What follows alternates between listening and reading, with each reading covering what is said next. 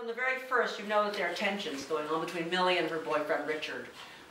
They have been together for 4 or 5 years, and they have not gotten married yet. She wants to get married, but he's not ready, and things are going bad in Africa. So that evening, so they've had the first morning, and now they're going deeper into the bush. By noon, we're packed up and ready to push deeper into the wild. Johnny drives the truck while Clarence rides in the tracker seat, which juts out in front of the bumper.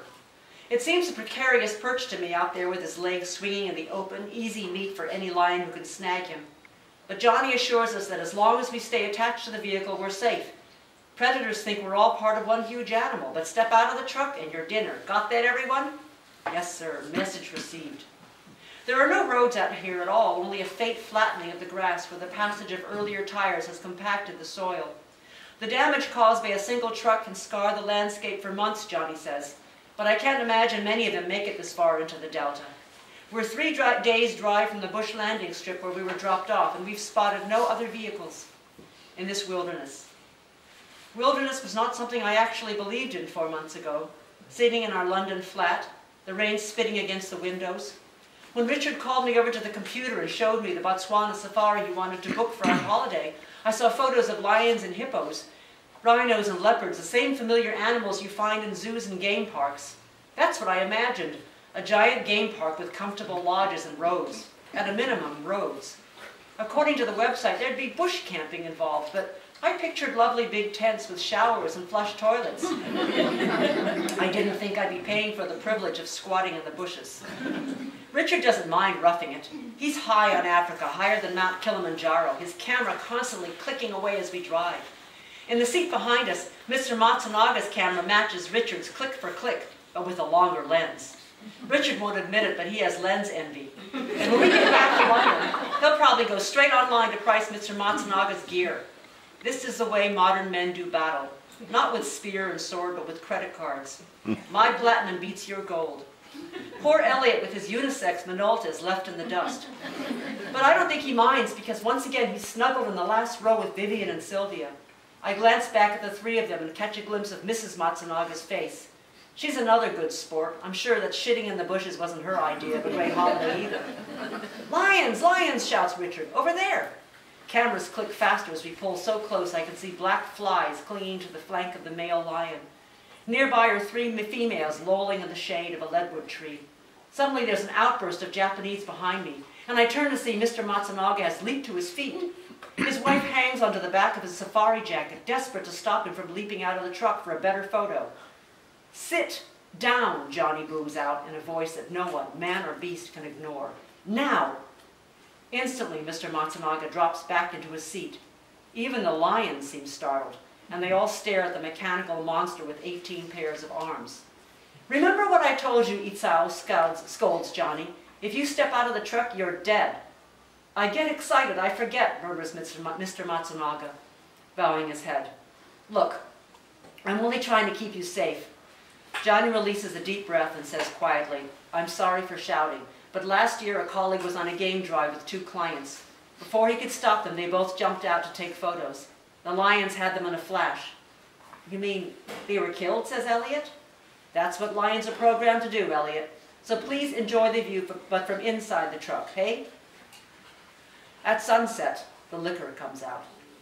After the 5 tents are pitched and the campfire lit, Clarence, our tracker, opens the aluminum cocktail case that has bounced in back of the truck all day and sets out the bottles of gin and whiskey, vodka, and amarula. The last I've grown particularly fond of, a sweet cream liqueur made from the African marula tree. It tastes like 1,000 boozy calories of coffee and chocolate, like something a child would sneak a sip of when his mother's back is turned.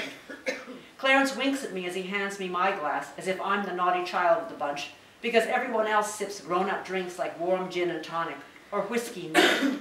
This is the part of the day when I think, yes, it's good to be in Africa, when the day's discomforts and the bugs and the tension between me and Richard all dissolve in a pleasant tipsy haze, and I can settle into a camp chair and watch the sun go down. As Clarence prepares a simple evening meal of meat stew, Johnny strings up the perimeter wire hung with little bells to alert us should anything wander into camp. I notice Johnny's silhouette suddenly go still against the sunset's glow. and he raises his head as if he's sniffing the air, taking in 1,000 scents that I'm not even aware of. He's like another bush creature, so at home in this wild place that I almost expect him to open his mouth and roar like a lion. Richard emerges from our tent with a fresh shirt. There's an empty chair waiting for him beside me, but he walks right past it. He sits down next to Vivian instead, one of the blondes, and proceeds to dial up the charm. How are you enjoying our safari? Do you ever make it to London? I'd be happy to send you and Sylvia autographed copies of Blackjack when it's published. Of course, they all now know who he is. Within the first hour of meeting everyone, Richard suddenly slipped in the fact that he was thriller writer Richard Renwick, creator of MI5 hero Jackman Tripp. Unfortunately, none of them had ever heard of Richard or his hero, which led to a prickly first day on safari. But now he's back in form doing what he does best, charming his audience, laying it on too thick, I think, far too thick. But if I complain about it later, I know exactly what he'll say. It's what writers have to do, Millie. We have to be sociable and bring in new readers. Funny how Richard never wastes his time being sociable with grandmotherly types, only with young, preferably pretty girls. I remember how he turned that same charm on me 4 years ago when he'd signed copies of Kill Option at the bookshop where I work. When Richard's on his game, he's impossible to resist, and I see him looking at Vivian in a way he hasn't looked at me in years. He slips a Gauloise between his lips and tilts forward to cup the flame from his sterling silver lighter, the way his hero Jackman Tripp would, with masculine panache. The empty chair next to me feels like a black hole sucking all the joy out of my mood. I'm ready to get up and go back to the tent when suddenly Johnny settles into that chair beside me. He doesn't say anything, just scans the group as if taking our measure.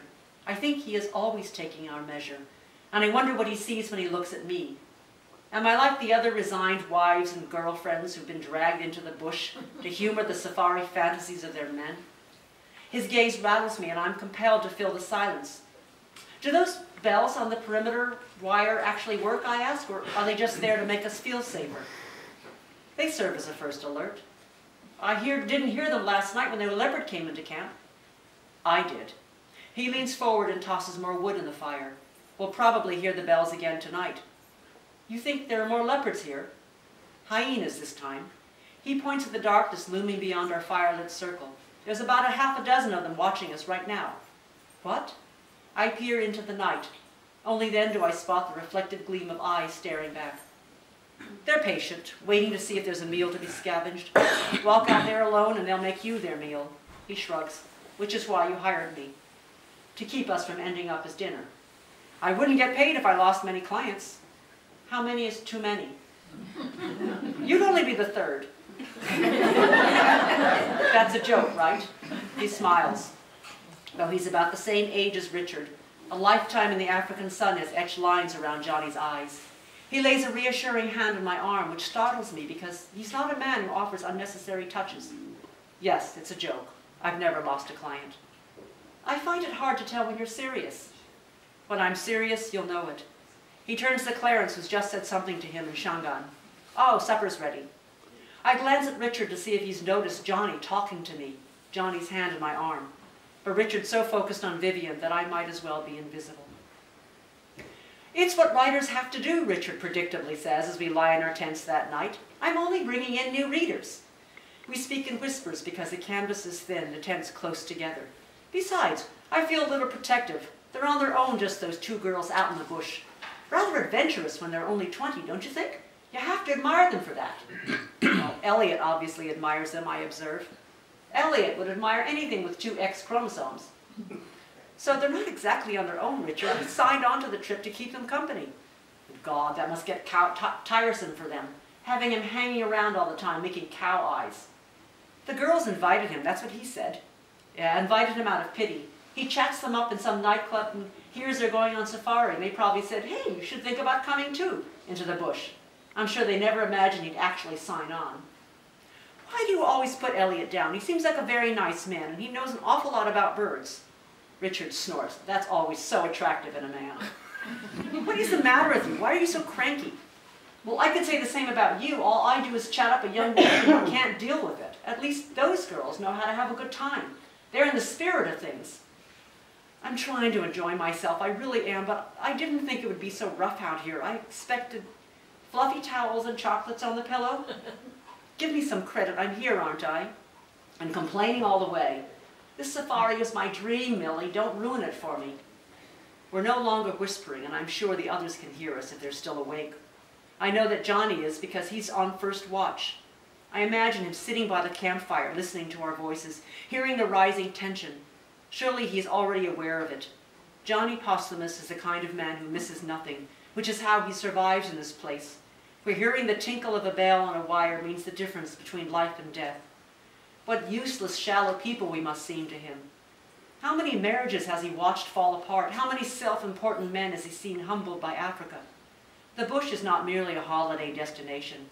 It's where you learn how insignificant you truly are. I'm sorry, I whisper, and reach out for Richard's hand. I don't mean to spoil this for you. Though my fingers close around his, he doesn't return my request. His hand feels like a dead thing in my grasp. You put a damper on everything, he says. Look, I know this trip wasn't your idea of a holiday, but for God's sake, enough of the glum face. Look how Sylvie and Vivian are enjoying themselves. Even Mrs. Matsunaga manages to be a good sport.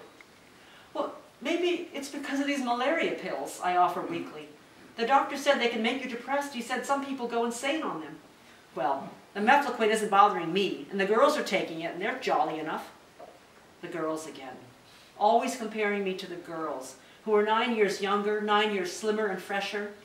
After 4 years of sharing the same flat and the same loo, how could any woman still seem fresh? I should stop taking the pills, I tell him. What, and get malaria? Oh, right, that makes sense. What do you want me to do? Richard, tell me what you want me to do. I don't know. He turns away from me. His back is like concrete, a wall that encases his heart, locking it beyond my reach. After a moment, he says softly, I don't know where we're going, Millie. But I know where Richard is going, away from me. He's been pulling away from me for a month, so subtly, so gradually that until now I refuse to see it. I could chalk it up to, oh, we're both so busy. He's been scrambling to finish his revisions on blackjack. I've been struggling through our usual inventory at the bookshop. All will be better between us when our lives slow down. That's what I kept telling myself. Outside our tent, the night is alive with sounds of the delta. We are camped not far from a river where earlier we saw hippos. I think I can hear them now, along with the croaks and cries and grunts of countless other creatures. But inside our tent, there is only silence. So this is where love comes to die. In a tent, in the bush, in Africa. If we were back in London, I'd be out of bed, dressed and off to my girlfriend's flat for brandy and sympathy. But here I'm trapped inside canvas, surrounded by things that want to eat me. Sheer claustrophobia makes me desperate to claw my way out of the tent, to run screaming into the night. It must be these malaria pills wreaking havoc with my brain. I want it to be the pills because that means it's not my fault I'm feeling hopeless. I really must stop taking them. Richard has fallen asleep. How can he do that, just drop off so peacefully when I feel I'm about to shatter?